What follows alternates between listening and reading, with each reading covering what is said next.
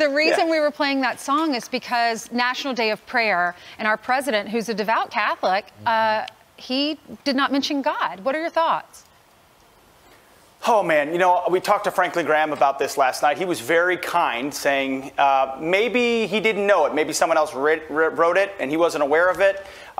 Listen, I'm not so kind. I think he comes from a party which for multiple years has been attempting to remove God from their platform and sort of eking it back in, and instead would prefer to pray to some sort of, you know, energy force or whatever. They did have time in that statement to mention racial justice. And of course, the real God for the left these days is government. They've replaced belief in rights endowed by a creator from whatever the government tells you you're allowed to do.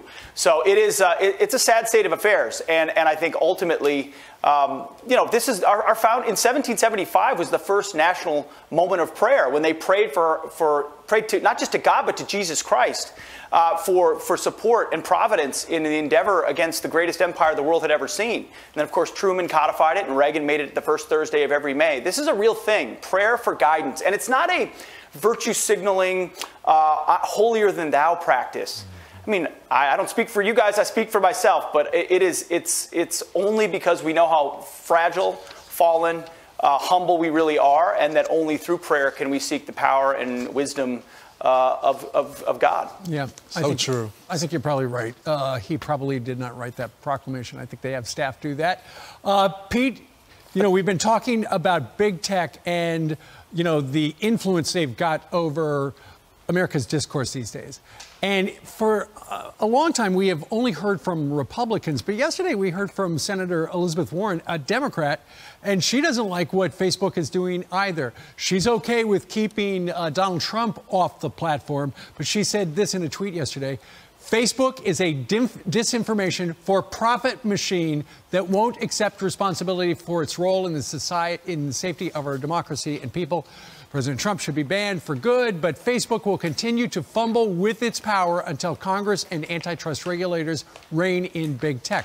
Look, they are a private company. They can do whatever they want to, but they are given such leeway from the Congress via Section 230 that releases them of any liability. And that has been absolutely a godsend for them. And maybe it's time, if Democrats get on board with the Republicans, to get rid of that protection.